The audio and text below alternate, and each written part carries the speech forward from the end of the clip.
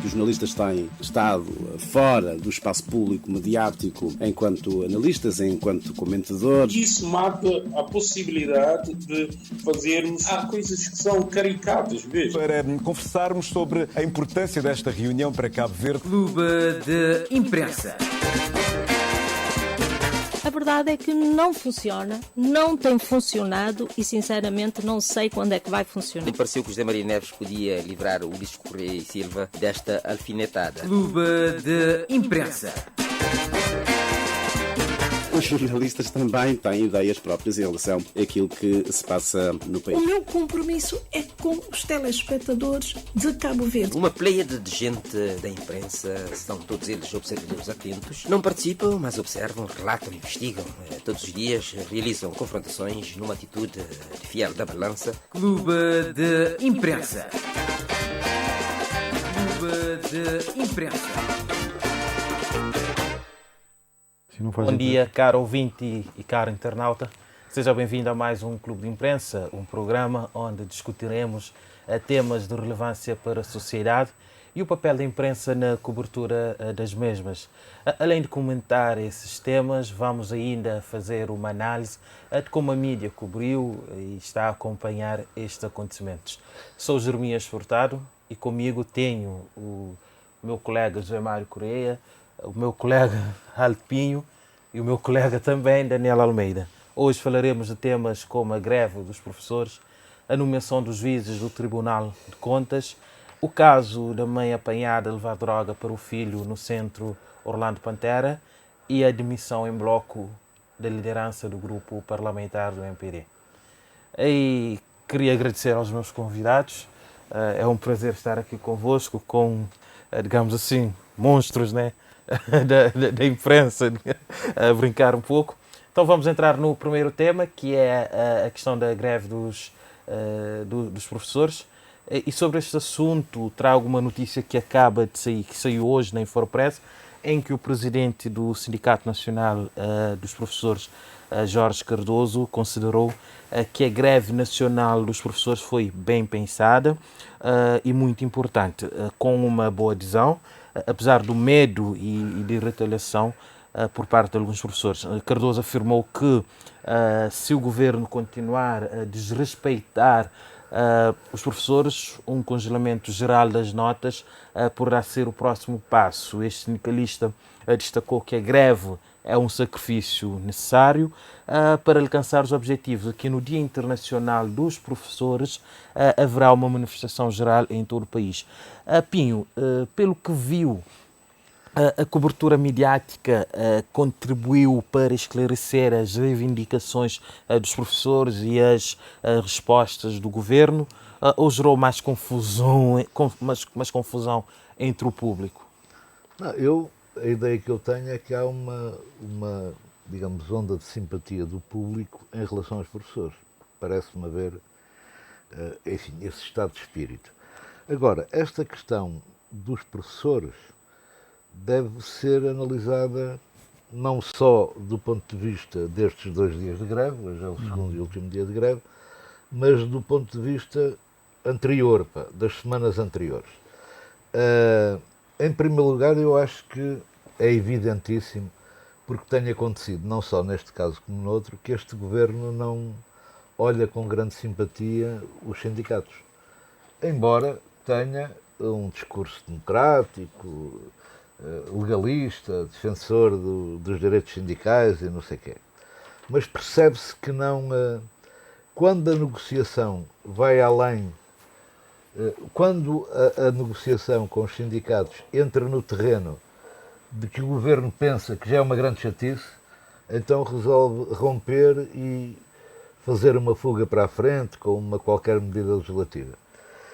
E depois vamos ao veto do Presidente da República, ou seja, num primeiro momento, não é, as narrativas oficiais, não do governo em si, quer dizer, embora o Ulisses Correia Silva tenha vindo depois com aquele pedido ao Presidente para voltar atrás no veto, como se o Presidente pudesse desvetar um documento de 7 páginas, que eu acho é uma coisa até um bocado humilhante para o Governo. Sim, porque é uma figura que não existe. Sim, claro, ninguém desveta nada. O veto do Presidente em relação a um diploma do Governo é absoluto. E o assunto termina aí. Exatamente. E foi totalmente despropositada essa posição do Governo. Não, sim, mas está-se a dizer que porque o Presidente justifica que foi um veto político. Mas há quem diga que não foi um veto político. Então... Mas mesmo qualquer tipo de veto, o Presidente da República, vetando se fosse jurídico, ele recorreria certamente ao Tribunal Constitucional se fosse um veto jurídico. Se tivesse dúvidas em questões jurídicas, recorreria ao Tribunal Constitucional. Mesmo em relação aos diplomas do Parlamento, recorrendo ao Tribunal Constitucional, se o Tribunal Constitucional disser que uma norma é inconstitucional, o veto é absoluto também. Já não é como o Parlamento reconfirmar o veto. O diploma cai por terra. E em relação aos diplomas do Governo, neste caso este decreto, o veto é absoluto. É um veto político tout court. Não há como escamotear. Ok. Mas só para completar uma coisa, houve uma primeira narrativa, que era o Presidente da República está contra os professores. Certo?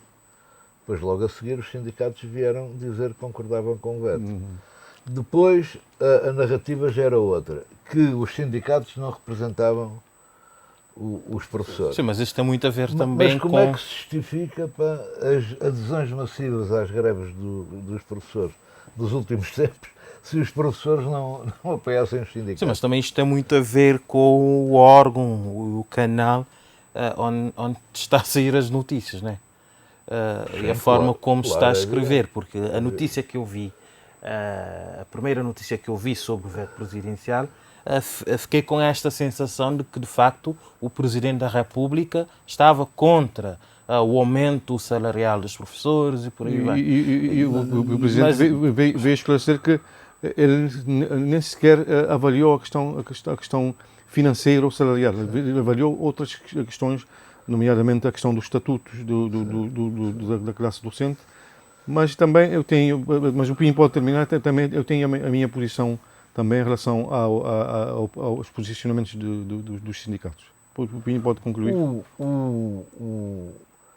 Portanto, todas as narrativas que foram sendo construídas e que tinham como objetivo apoucar a greve dos professores caíram por terra. Pronto. É assim, que os sindicatos funcionam muito bem ou muito mal. Eu, por exemplo, tenho uma visão muito crítica em relação ao sindicalismo que se pratica nos nossos dias, não só em Cabo Verde como no resto do mundo. Pronto, tenho essa... Eu poderia aprofundar um pouco mais. São máquinas burocráticas, não têm uma política sindical de classe. Bom, e são instrumentos também para a criação de uma casta de pessoas. Mas isso é uma questão secundária neste caso, porque, enfim, os sindicatos cabo-verdianos até podem ser isso, não tenho a certeza que sejam, ou que pelo menos sejam todos. Eu, destes líderes sindicais, só conheço uma pessoa, estive com ela 2 ou 3 vezes, mas a verdade é que a substância das greves é justa. A questão fundamental é esta. Ou seja, discutir o sindicalismo e a forma como ele é feito, isso é para um outro debate, seguramente um debate necessário. Mas digamos que a intenção de apoucar a luta dos professores saiu derrotada. Mas também, claro, do meu ponto de vista, há uma certa radicalização por parte dos sindicatos. Têm sido muito radicais. Eu acho que com as exigências extravasam, estão muito além das capacidades do país. Eu acho que o PCFR já é uma coisa muito boa. Já um professor, há situações que os professores passaram a ter aumentos salariais extraordinários. Mas 100%, há pessoas que saíram de 20 e tal para 50. Mas há outra questão que eles estão a reivindicar, que eu considero um absurdo, que é a questão relacionada com os mestrados e doutorados. No ensino secundário, o ensino secundário precisa apenas de licenciados. Os mestrados e os doutores têm de ir para a academia. A carreira deles... E enquanto lá estiverem? Enquanto lá estiverem, tem de ser enquadrado no secundário, tem de haver um limite, até licenciado. Do licenciado para... Eu não sei se os sindicatos vão ser muito radicais, tanto mais que os sindicatos acabam basicamente por refletir aquilo que é vontade dos professores. De resto, mesmo no seio dos professores, há um grupo, aqueles chamaram o núcleo de professores, não é? Que é o elo de ligação forte entre os professores e os sindicatos. Os sindicatos não fazem nada que não seja a vontade do professor. No fundo, acabam por refletir aquilo que os professores, não podendo chegar às instâncias, nomeadamente o Executivo do Estado, que lida com as questões do Ministério da Educação, eles acabam por transportar aquilo que é vontade dos professores. Mas tem de haver uma maior capacidade negocial e tem de haver flexibilidade. Mas é isso que eles estão a dizer, que tem havido várias rondas negociais, que o Governo ouve, há negociações, há encontros, mas que não absorvem os pontos de vista na perspectiva de correção daquilo que são os defeitos que a lei anterior apresenta e que esta aqui, enfim, aproveita o lado bom que responde àquilo que é vontade do Governo e ignora aquilo que é vontade dos professores. Eu também não acho que os sindicatos... E neste aspecto, Pinho, desculpa que te interrompa, há um título muito interessante do Jornal da Nação, quando diz, por exemplo, novo ano, velhas pendências. Ou seja, no fundo, aquilo que vem desde 2015, continua lá. Não, é muito anterior. Com o primeiro Estatuto Especial da carreira docente. Eu vim para Cabo Verde em 2010 e na altura já se falava em pendências. As pendências desde 2008. E isso está irritante, porque os professores não estão exclusivamente agarrados à questão financeira. Estão. Eu acho que esta luta tem a ver, inclusive, com esta luta peca por tardia. Deveria ter sido feita muito antes, em 2008, mas esse quando... Esse é o discurso do Primeiro-Ministro. Ele está a dizer que... Não é verdade. Mas peca a cutilância dessa luta. Claro, lá eu estou de acordo. Nunca houve, não há um precedente. Deveriam ter cortado o mal pela raiz desde 2008. Hoje a situação estaria mais tranquila. Vou só cortar aqui. Só para uma coisa muito rápida. Eu percebo essa ideia de que os sindicatos são um bocado radicais, embora eu não concorde com ela, mas eu penso que essa radicalidade a existir emana dos professores. Depois, que os professores já deviam ter lutado, era em 2008 e não agora, e não sei o quê. A luta social é uma coisa dinâmica, não é? Quer dizer, nessa perspectiva... Não deveria ter havido colonização, não deveria ter havido escravatura, quer dizer, cada momento histórico tem uma necessidade de resposta objetiva, é isso que acontece agora. Depois, quanto à radicalidade, o objetivo, a função de um sindicato é pedir muito mais acima do que o Governo pode dar, como é óbvio. E depois para negociar, não há negociação nenhuma, então, nem havia Conselho de Concertação, nem nada. Não é? Temos mais temas para conversar e certamente ficamos aqui a falar sobre estas questões do sindicato, do professor, ficaríamos aqui até amanhã, não é? Passamos ao tema seguinte, que é a nomeação dos juízes para o Tribunal de Contas, não é? Saiu na edição desta semana do Jornal da Nação, curiosamente, uma notícia assinada pelo nosso colega aqui no painel, Daniel Almeida, em que diz que os juízes do Tribunal de Contas encontram-se com mandato caducado, né? E que, à luz da nova orgânica de 2017, não há como contornar a lei. E como disse o jornal, parece pretender Olavo Correia. O jornal diz ainda que há muita coisa em jogo, especialmente o julgamento da auditoria administrativa e financeira feita aos gastos da Presidência da República e a continuação da colagem do Tribunal de Contas ao Governo. Em 6 anos, nunca o Tribunal de Contas conseguiu, segundo disse o jornal nesta semana, fazer uma auditoria ao mercado polémico, né, mercado de coco, aqui na cidade da Praia. Daniel, a cobertura sobre o Tribunal de Contas tem sido acessível para o público geral ou é uma técnica limitada e especialista. O Tribunal de Contas é uma instituição muito hermética. Até porque, se fores ver no site do Tribunal de Contas, a lei manda que todos os acórdãos devem ser publicados. E a única instituição de justiça, em bom da justiça, entre aspas, a única instituição que publica regularmente os acórdãos é o Tribunal Constitucional. Os outros estão fora da lei. É obrigatório, não é? É obrigatório. E se fores ao site do Tribunal de Contas, encontras apenas um acórdão. Justamente o Tribunal de Contas, que devia dar o exemplo. Sim, dar um exemplo de transparência. É um ato de transparência. Não publica. É uma instituição muito hermética e não fornece. E depois isto leva o jornalista de vez em quando a especular, porque eles não respondem, não comunicam. E sequer tens acesso ao resultado das investigações que supostamente vão fazendo. Sim. Poderei ter acesso por outras vias, não pela via oficial. Estás a ver? Mas falando deste caso em concreto, eu já falei com a pessoa em si, acho que as declarações do vice-primeiro-ministro em relação à nomeação, ao processo de nomeação dos juízes, foi uma declaração infeliz, porque ele fala na revisão da lei orgânica. A quem compete fazer a revisão da lei orgânica é o Parlamento com uma maioria de 2/3. E a última lei orgânica foi aprovada em dezembro de 2017 e esteve praticamente 7 anos a andar pelos corredores do Parlamento. À espera da aprovação. À espera da aprovação, porque teria que haver consenso. E essa lei, quando na altura da aprovação, o PICV quis introduzir um ponto que era a nomeação dos juízes por concurso. Mas chegaram à conclusão que era impossível, porque teria que haver uma revisão constitucional, porque a Constituição diz claramente que os juízes são nomeados pelo Presidente da República sob proposta do Governo.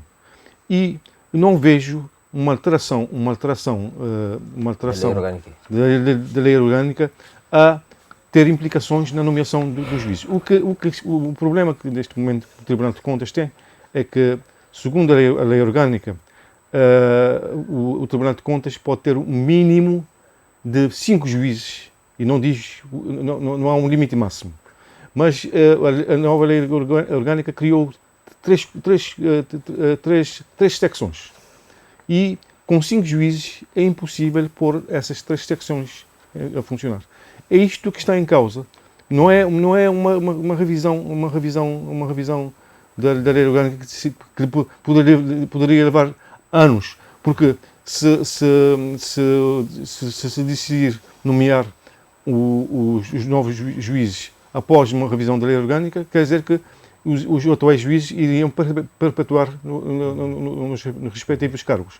O que está em causa é o Governo terá certamente que aumentar o número de juízes, porque não há um limite mínimo, mas não há um limite máximo. O mínimo são 5? São 5. E um limite máximo para que as secções possam funcionar plenamente. Mas ao que parece, Daniel, e no teu texto, eu estive a ler o teu texto, eu vi lá uma coisa interessante, não é? Que, enfim, há sempre a tentação do próprio Ministro das Finanças, o Governo neste caso, não é? Através do Ministério das Finanças, em reconduzir os juízes que lá estão e diante da iminência de haver um bloqueio junto à Presidência da República. E este processo para si é claro? Bom, do momento que não me tratem mais de uma vez por senhor, eu terei todo o gosto de falar sobre o assunto. Não, eu acho que o problema em relação ao Tribunal de Contas, como em relação a outros órgãos, eu acho que os partidos veem nas nomeações uma oportunidade de meter lá um comissário político, alguém que defenda os mas neste caso os partidos não têm a voz ativa. Sim, está bem, mas eu refiro-me de uma forma geral. E neste caso é este partido que está no Governo e, portanto, escolhe os seus. Escolhe os seus. Acaba por dar na mesma. Acaba por dar na mesma. E depois, o problema é precisamente esse.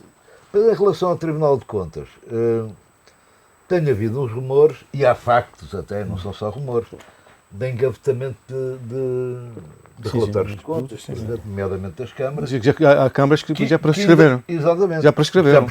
Nunca ninguém explicou porque é que foram engavetados, mas fala-se que isto se negociou, toma lá da cá, e a coisa acabou. Eu não sei se é verdade ou se é mentira. A verdade é que o Ministério Público também não investigou. Depois, o que é que falta nas nomeações de juízes para o Tribunal de Contas e para outro órgão, aliás, qualquer da mesma? Falta cultura republicana e valores éticos. Ou seja, o princípio não devia ser, vou meter lá o tipo que melhor defende os meus interesses. O princípio, o critério, deveria ser, e estamos a falar de um tribunal, reconhecido saber jurídico e reputação ilibada. O critério eram estas duas componentes. Como é que nós podemos resolver isto? Eu acho que havia uma solução para isto, mas implicaria fazer-se uma revisão constitucional. Sim. É que os juízes seriam eleitos na Assembleia Nacional por voto direto e secreto. Eu acho que este era um caminho. Acho que este era um caminho. Ou por concurso também. Ou eventualmente por concurso. Eu pensei nesta solução. Mas, Pinho, tu acreditas que algum governo queria entrar por este caminho? Não, é impossível. A ideia de ter lá alguém sempre exatamente. Nos vai ajudar. Eu não estou a dizer que este vai estar sempre presente. Mas eu estou a dizer que era um bom caminho. Aliás, o Daniel levanta um aspecto importante no artigo dele, não é? Que é justamente que, no fundo, o Presidente da República está lá à espera para ver quem lhe vão mandar lá. Se é a repetição da história ou se são... Não, tanto mais que as pessoas que lá estão... Pelo menos vão mandar 3 para a recondução. Sim. Há 2 que... estão a preparar-se para a aposentação. Sim. Pelo menos 2. Mas é assim, eu quando fiz esta proposta, digamos assim, não é porque eu pense que isto é execuível não é? Com este sistema político que nós temos, mas era um bom caminho.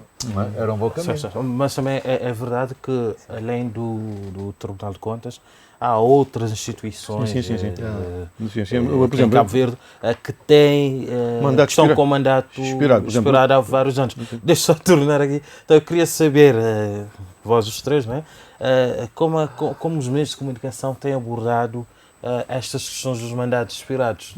Tem havido algum silêncio? Não, o Jornal da Nação já escreveu sobre isso várias vezes.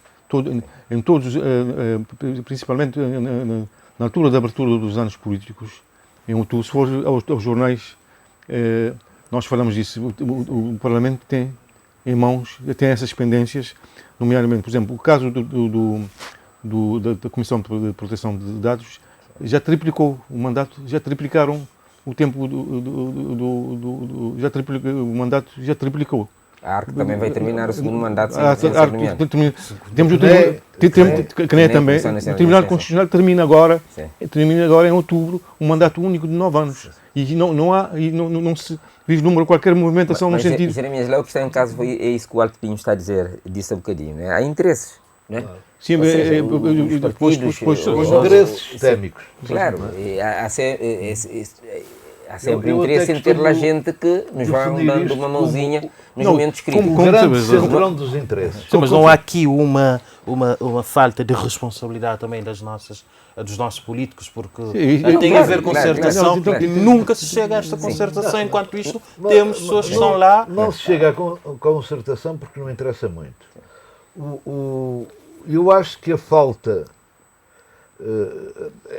maior que há nisto, em relação a isto, em relação a outras coisas, é nós termos uma cidadania muito fraca. Não é? Uma cidadania muito imberbe, que numa outra situação dá alguns passos em frente. Também pelo seguinte, porque aquilo que eu chamo o centrão político dos interesses, e que não tem só a ver com este partido que é de plantão, que agora está no governo, não é? É uma característica dos partidos da alternância, não é? E este centrão político de interesses cria também um clima de pressão, muitas vezes até de intimidação, que inibe a cidadania. E boa parte das pessoas, principalmente nos centros urbanos, mas não só, trabalham onde? Trabalham no Estado, trabalham nas câmaras municipais. E nas empresas participadas do Estado. Nas empresas participadas do Estado. E, portanto, isto inibe claramente. a cidadania, claramente.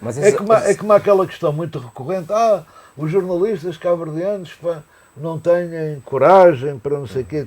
Desculpa, eu quando vim para cá, havia pessoas que elogiavam uma coragem de não sei o quê. Mas qual coragem? Para se as coisas correrem mal para mim, eu ponho o primeiro avião e sigo para Lisboa. Agora, uma pessoa que vive aqui, não é? Nesta ilha ou neste país, onde toda a gente praticamente se conhece, como é que há espaço para a coragem? Esses órgãos, Jeremias, deviam ser renovados, estavam na iminência de ser renovados em dezembro do ano passado. Sim, eu já escrevi sobre isso porque já havia um acordo. Havia um acordo, claro. Entre o PCV. Exato. Só que naquela altura deu-se aquela crise. Não, o problema é que a bicefalia no PCV. A bicefalia no PCV, os órgãos externos, os cargos externos, conseguiram, com os cargos externos relacionados com a Justiça, os Conselhos Superiores de Justiça, conseguiram resolver. E a segunda etapa seria esses órgãos externos, ARC, CNE e Proteção de Dados. Já havia um consenso entre os dois grupos parlamentares. Mas o problema é que há uma bicefalia na liderança do PCV, em que o grupo parlamentar do PCV está moldado à medida da General Alfarmada, que foi quem escolheu, na altura, os candidatos e agora os deputados. Então, a liderança do grupo parlamentar, praticamente houve um boicote. Os nomes não iriam passar. Por isso, o processo... Os dois líderes parlamentares estiveram aqui no debate. Aqui sim, na eu rádio, lembro. O Paulo e o já tinham confirmado. Sim, confirmaram claramente que os nomes já estavam escolhidos, que há um consenso muito bom e que no início do ano parlamentar aquilo iria ser resolvido.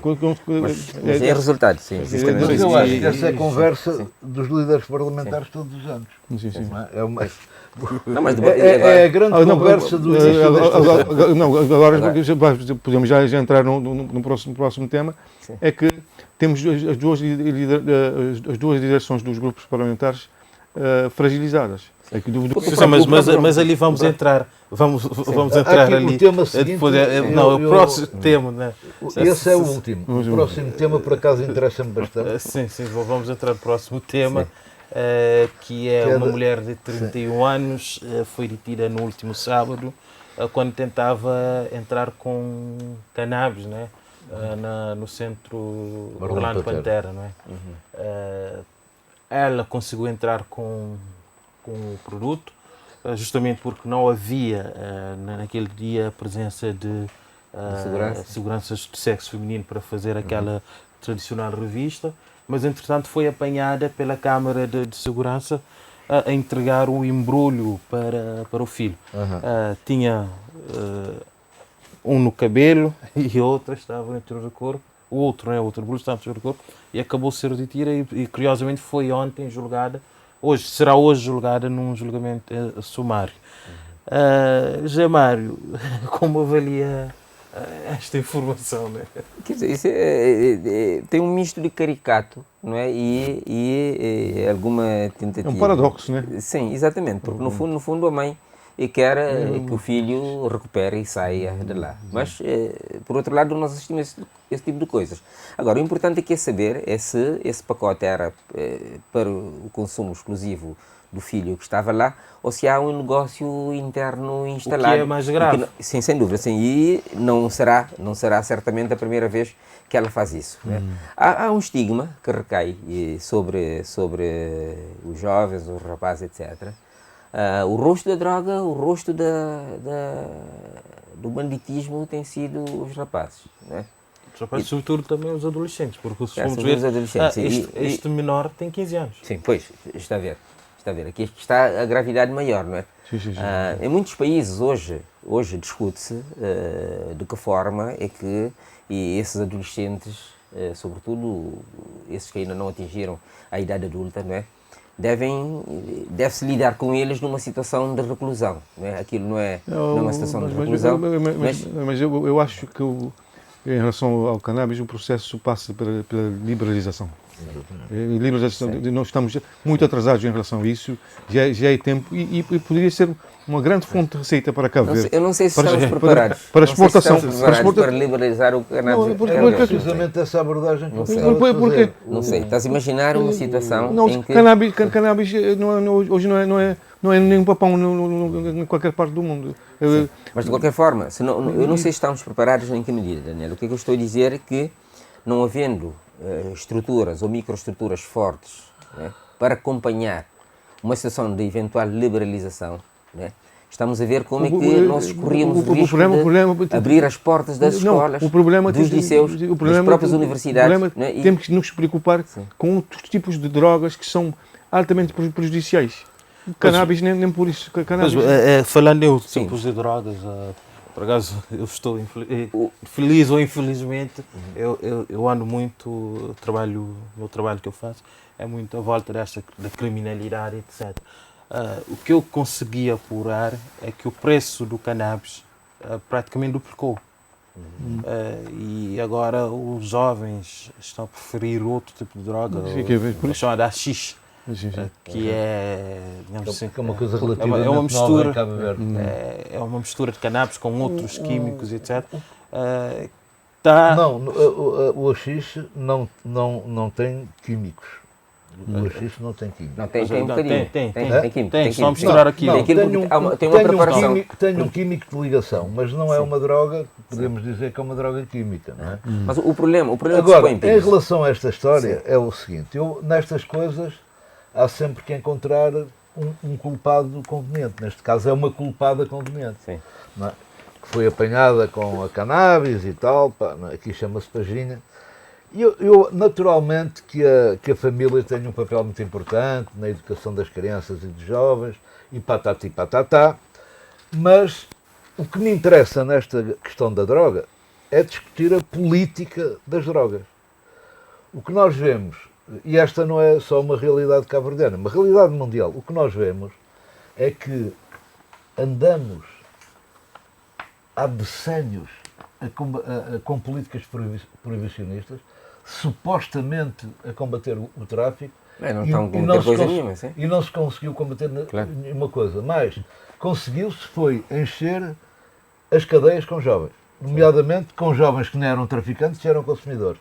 70%, este é um número internacional, da população prisional em todo o mundo, salvo umas exceções de que eu já vou falar, é composta por detidos que estão presos por crimes direta ou indiretamente relacionados com as drogas. Portanto, essa ideia de que são os traficantes que vão parar a cadeia é uma treta. Quando muito vão os passadores de droga de esquina parar a cadeia. Porque ninguém vai pensar que os traficantes de droga guardam o dinheiro debaixo do colchão. Pode acontecer ali, em Santaninha, no outro lado qualquer. Aí sim. Não, nós estamos a falar de traficantes de droga. Onde é que os traficantes de droga escondem o dinheiro e lavam o dinheiro? No mercado financeiro. Portanto, as políticas liberalizadoras das drogas não interessam, numa primeira linha, ao mercado financeiro. O mercado financeiro é que ganha com a lavagem de dinheiro das drogas. Eu até vou mais além do que o Daniel disse. Eu não só defendo a legalização da cannabis, embora isso possa ser um primeiro caminho, como defendo a legalização de todas as drogas e que passem a ser controladas pelo Estado. Bom, mas será que Cabo Verde tem condições de fazer isso? Não, eu não estou a falar em Cabo Verde. Eu já vou chegar lá. Eu já disse. Vai ser o caos. Quem ganha com isto é o mercado financeiro. E porquê isto não se resolve a nível internacional? Porque não há uma forma de se resolver isto em Cabo Verde, quando muito podia-se passar por uma situação inicial de descriminalizar as drogas leves, quando muito. O que é que a legalização de todas as drogas controladas pelo Estado iria permitir? O controle sanitário, ou seja, baixava a proliferação de doenças transmissíveis, nomeadamente transmissíveis através da partilha de seringas de drogas injetáveis, reduziam os pequenos crimes. Qual é a área da criminalidade que afeta mais as pessoas? É o caça-bode, é o assalto às residências e tal. Pá. Quem é que faz caça-bode e o assalto às residências? É óbvio que são pessoas, pá, que estão agarradas às drogas. Porque um ladrão a sério não vai agora assaltar uma velhinha na rua que tem na carteira sem escudos, não resolve problema nenhum. Portanto, isto permitia também reduzir os níveis de criminalidade. E permitia reduzir a população prisional. 70% da população prisional é composta por pessoas, crimes ligados direto ou indiretamente às drogas. Mas Pinho, estás a imaginar... Só para terminar, duas referências. A primeira pessoa que eu ouvi em Cabo Verde a defender este princípio, que eu estou a defender agora, curiosamente é o decano dos políticos cabo-verdianos, que até se poderia pensar que do ponto de vista das ideias já estaria um bocado xexé ou démodé. Foi o comandante Pedro Pires, foi o primeiro político cabo-verdiano, ainda era ele Presidente da República, que defendeu este princípio. Anos mais tarde, ouvi o deputado Orlando Dias a defender mais ou menos a mesma ideia. Agora vamos a outra questão. Europa. Enquanto na Europa do Sul estão sempre a construir-se novas cadeias, no norte da Europa estão a fechar cadeias, estão a vender e estão cadeias, a liberalizar. Porquê? Porque isto tem a ver com as políticas liberalizadoras. Ou seja, e mais, a única forma de acabar com o tráfico é a legalização. Porque um dependente químico, se tem as drogas de graça oferecidas pelo Estado, não vai dar o dinheiro ao traficante de lado. Mas a própria criminalidade, as pessoas têm a ideia errada de que as drogas potenciam, enfim, um qualquer obscuro lado criminoso da pessoa que a impele para assaltar. Não são as drogas que empurram as pessoas para praticar crimes.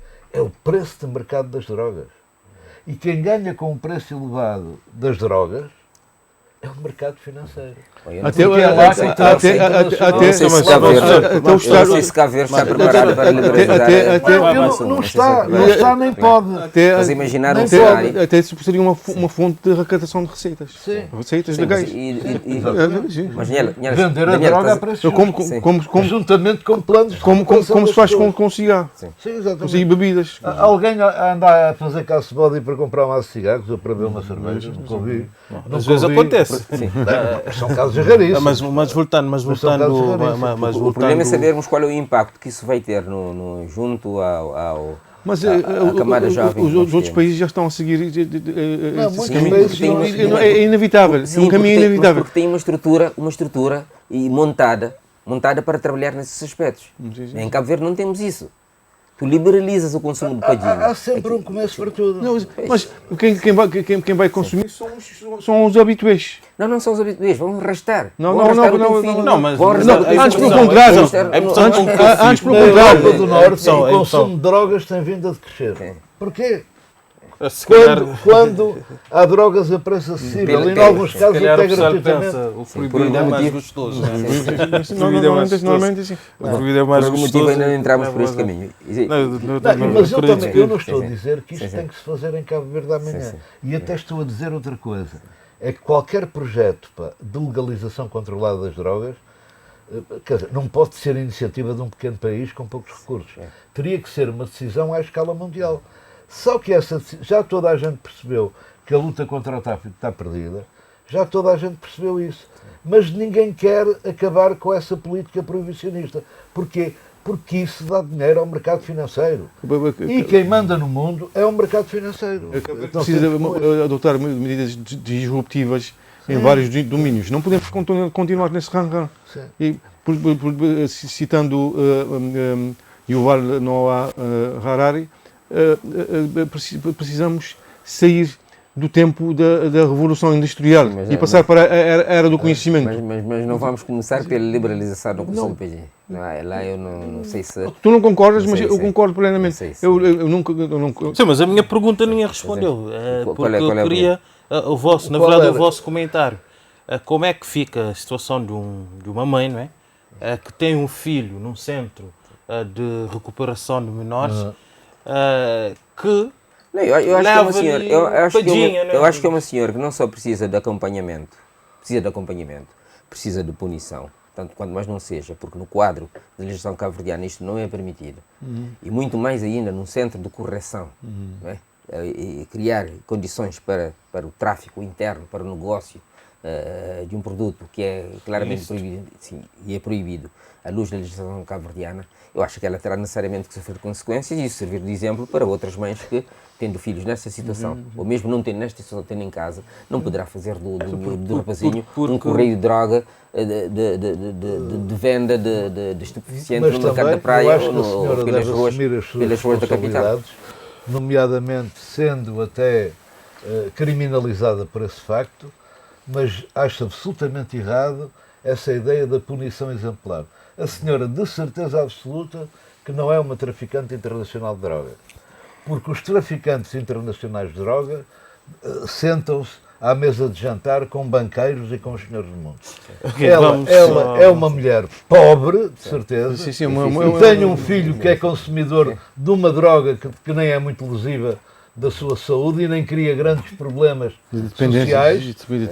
E a senhora provavelmente, eu não sei se a ideia era o negócio, no fundo, ou não era o negócio, sim, claro. Mas se calhar a senhora viu ali uma alternativa para sustentar e a família, sei lá. Sim. E assim, onde é que estão os serviços sociais? A conversa está boa, mas o tempo também... Ou seja, esta ideia de se criar, neste caso, uma culpada conveniente, é o caminho avesso à construção de uma justiça justa.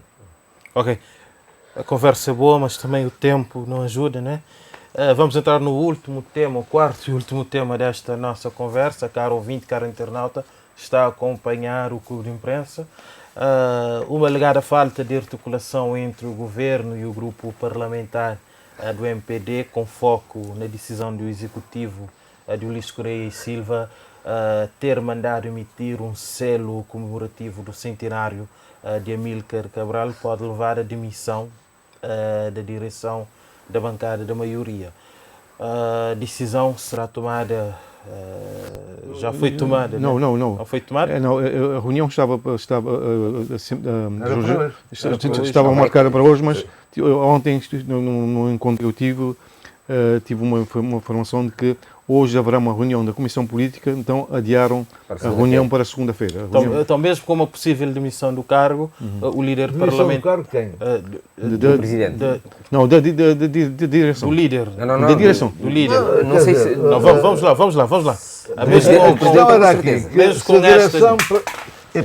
Mesmo com esta demissão, o líder do grupo parlamentar, Paulo Veiga, não descarta concorrer em dezembro à vice-presidência da Assembleia Nacional. Isto segundo a notícia saída esta semana no jornal A Nação. A Pinho quer falar. Ao que parece, houve uma fuga de informação. Neste caso, já que a primeira notícia foi feita com base no e-mail que era para ser interno, mas acabou saindo num jornal da praça. A primeira notícia não tem nada a ver com o e-mail. E acha que a mídia... Ao que me apercebi... E acha que a mídia está a ser usada por... O Santiago Magazine publicou... Não foi por isso. Não foi. Mas a minha pergunta é esta, Pinho. Acha que a mídia está a ser usada por parte de políticos em prol dos seus interesses? Primeira questão. Aproveitaram este facto para começar logo a atacar jornalistas. E em particular a televisão pública. Quando toda a gente sabe que a primeira notícia sobre esta demissão não foi da televisão pública. Não foi. Foi de um jornal online próximo do sistema, próximo do MPD, próximo do governo. Foi o país. E eu até sei, foi o país, exatamente. Sim, eu vi isso. O jornal O País. E eu até sei, através de algumas fontes, que a fuga de informação, digamos assim, para o país, partiu de uma das pessoas deste grupo que se demitiu. Primeira questão. Mas o que é curioso nesta história é que aproveitam, portanto, há aí um exército de propagadores de fake news, não é? que aproveitaram logo para dizer que isto a culpa é dos jornalistas que não fazem o seu trabalho. Depois disseram que não havia nenhuma demissão coletiva, que foi só o Paulo Veiga que se demitiu, e depois expõe-se publicamente o e-mail de Paulo Veiga a dizer que foi uma decisão coletiva, não é? E andou-se este tempo todo a... Eu acho, também decorrente de alguma informação que fui recolhendo, que isto indicia uma coisa, é que a luta pela sucessão do Ulisses já começou, não é? Já começou e, portanto, o Paulo Veiga é um dos putativos candidatos à sucessão do Ulisses. Eu acho pouco provável. Eu acho provável, é assim, e nem estou a dizer que isto terá partido da cabeça de Paulo Veiga. Eu tenho uma grande estima pessoal pelo Paulo Veiga. Eu conheço-o há anos. Acho que ele tem uma característica, que é, politicamente é um ingênuo. A sucessão do... Ele foi empurrado por uma onda de pessoas. Não é? O Paulo Veiga. Mas o problema que se põe... Ele é politicamente ingênuo. Um grande problema que se coloca em termos dos partidos é que... E é boa pessoa. Não tem nada a ver com o grande problema que se coloca nos partidos políticos em Cabo Verde é a questão da democracia interna. Não existe. Não existe. Porque todos têm de falar a uma só voz. E os que estão do lado que suportam o governo, nomeadamente os deputados, têm de ser como carneirinhos. Aquele que sair da fila pode eventualmente perder uma oportunidade de uma recondução como deputado, de uma reeleição. Só por apresentar uma voz discordante. É numa perspectiva de manter os tachos. Mas este nem é só um problema do MPD. É um problema do MPD porque é o MPD que está no governo.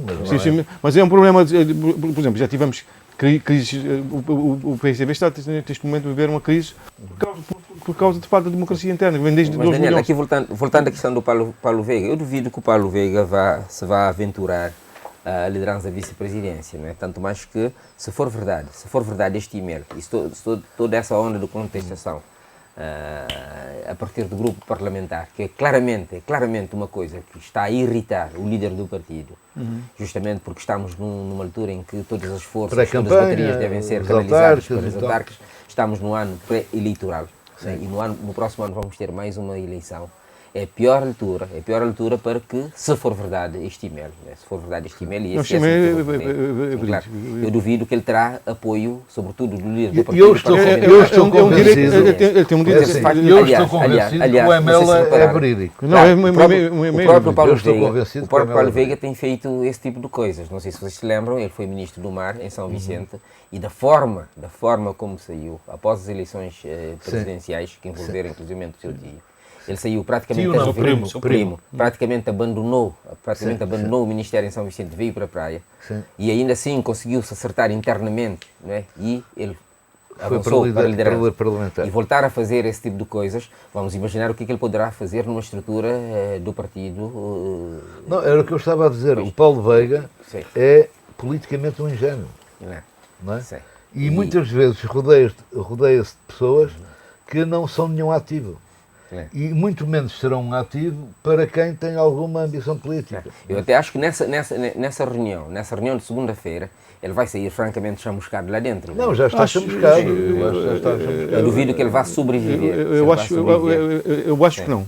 Eu acho que não, porque ele não precisa de política para sobreviver. Não é isso. Mas claro que continuidade, eu duvido que ele vá continuar. Claro que ele não precisa. Eu acho que é o fim da linha. O problema dos partidos políticos em Cabo Verde, que são temos políticos profissionais que já estiveram 3 décadas ou mais na política, vivendo da política, ele não precisa de viver da política. Os intriguistas surgem naqueles que querem continuar com o status quo. E por isso veneram os chefes. Agora, quer se queira, quer não, o Paulo Veiga tem um espaço interno, não é? Que resulta naturalmente... até de ligações familiares. Claro, ele tem um espaço lá e nunca poderíamos dizer que ele está sozinho nisso.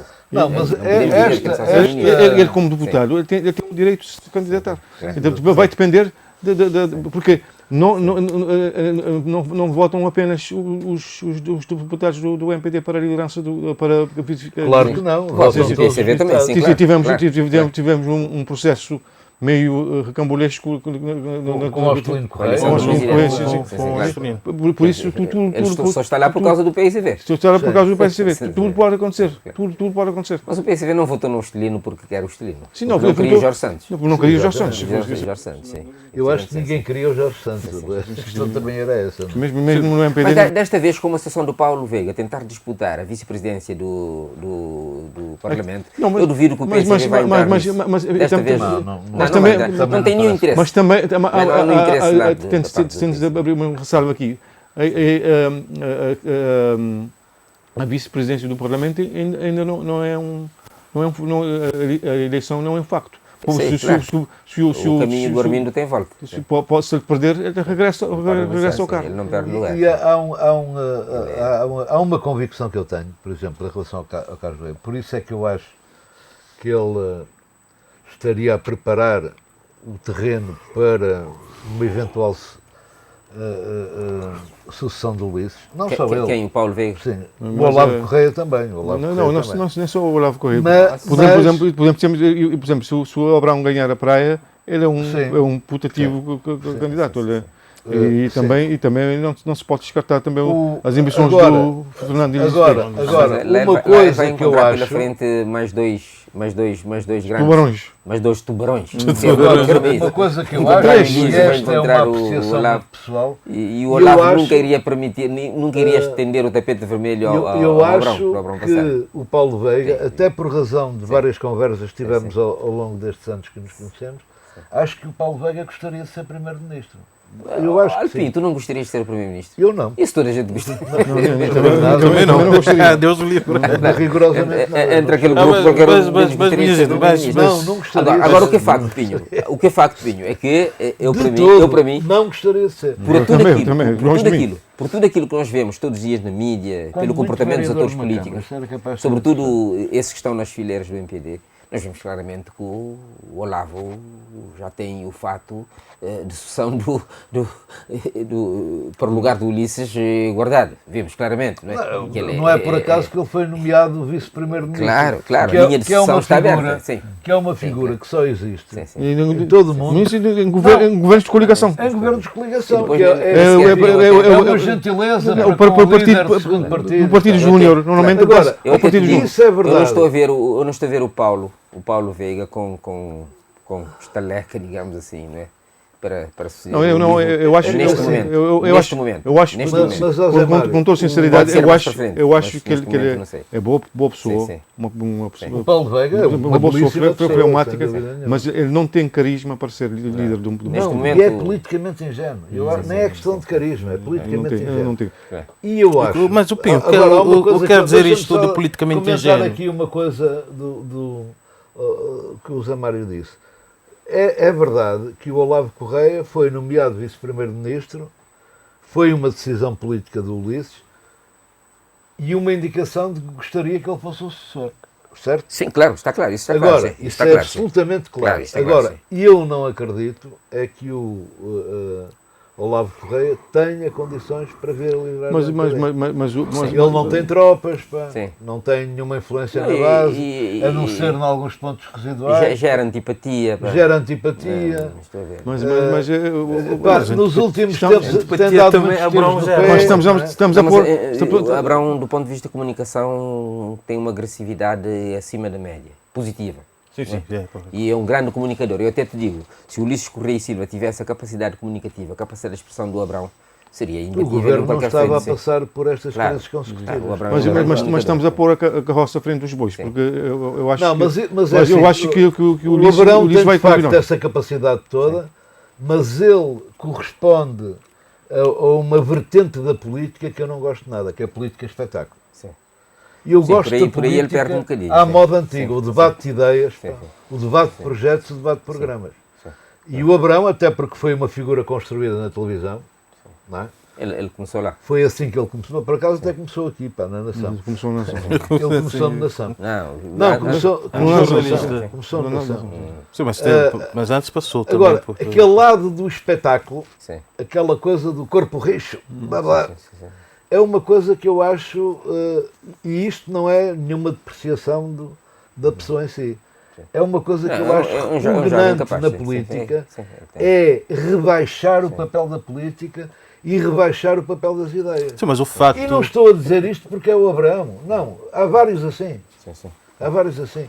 E eu não gosto desse lado da política. É a política espetáculo, a política circo. Desculpem lá os palhaços, não é nenhuma crítica aos palhaços. É assim, e eu não me revejo nesse lado da política. Eu sei que isso funciona. Agora, se isso vai funcionar na praia... Não, porque aí é que eu queria chegar, dúvidas, Pinho, queria chegar aí, tenho dúvidas. Porque o Abrão tem milhares de seguidores, né, nas redes sociais, e na maioria são pessoas jovens, jovens de 18, 19 e 20 anos, e se formos ver são essas pessoas que não vão votar. Não votam. Não votam. Então daí que... Não vão votar por quê? Daí não sei se... Não, porque não se recenseiam, alguns nem têm idade para mas temos 24 mil novos licenciados. Sim, está bem, mas estamos a falar dos Pode jovens. Ser que provenham... Então, sim, mas os jovens se 24 mil... e não vão votar. Sim, mas... Não, mas isso não podemos saber. Eu não sei. E há muita gente... Eu não sei se o voto jovem ter 24 vai mil novos ter grande licenciados. influência. Esses 24 mil novos licenciados... Há muita gente que está decepcionada com o rumo da política cabo-verdiana e que não vai votar. Eu vou fazer uma inconfidência, eu não vou votar.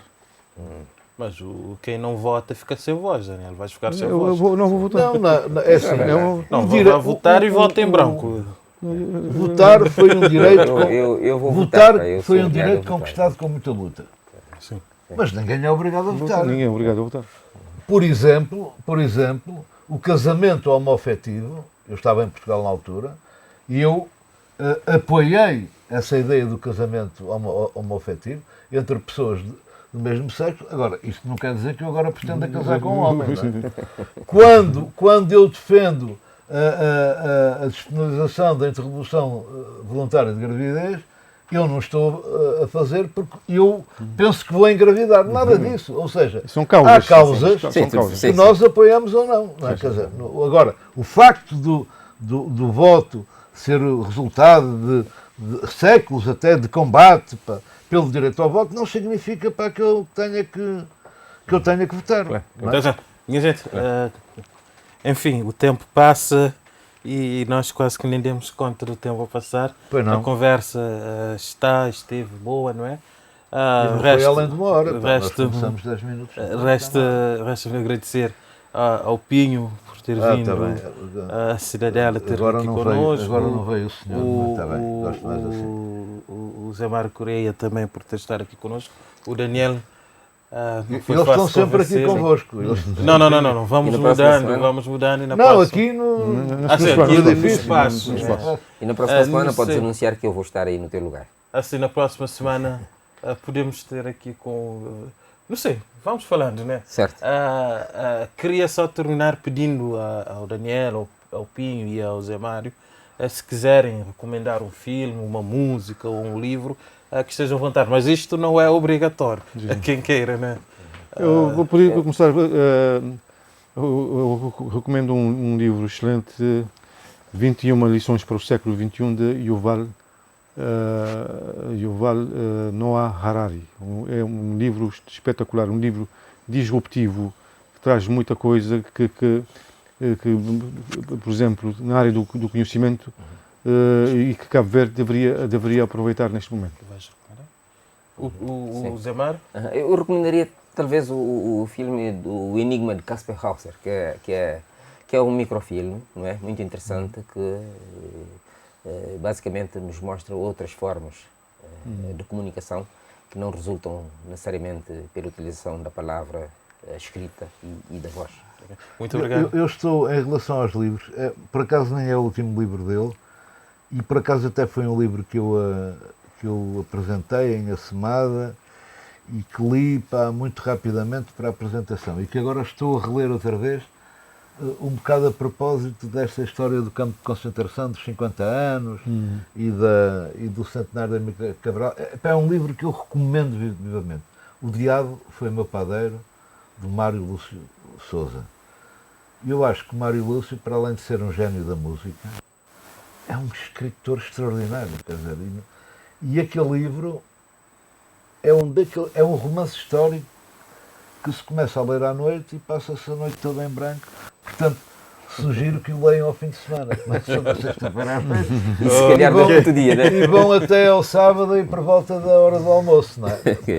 Porque de facto, e é um livro que traça uma parte importante da história de Cabo Verde e traça também os pontos de confluência entre a luta de libertação nacional em Cabo Verde e a luta em Portugal contra o colonial-fascismo. Muito obrigado, Pinho. Cruzam-se ali fica a dica, então. várias pessoas de vários continentes. Né? Muito obrigado aos convidados. Quanto a si, caro ouvinte, nos vemos daqui a uma semana. Até lá, fique na companhia da Rádio Alfa.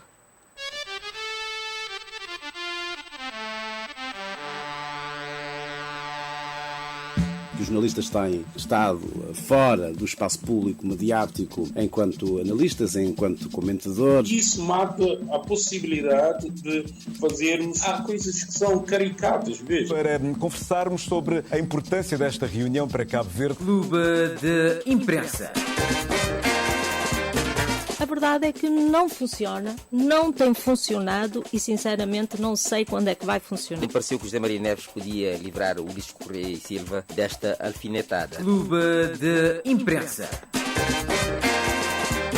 Os jornalistas também têm ideias próprias em relação àquilo que se passa no país. O meu compromisso é com os telespectadores de Cabo Verde. Uma pleiade de gente da imprensa, são todos eles observadores atentos, não participam, mas observam, relatam, investigam. Todos os dias realizam confrontações numa atitude de fiel da balança. Clube de Imprensa. Clube de Imprensa. Rádio Alfa. Publicidade.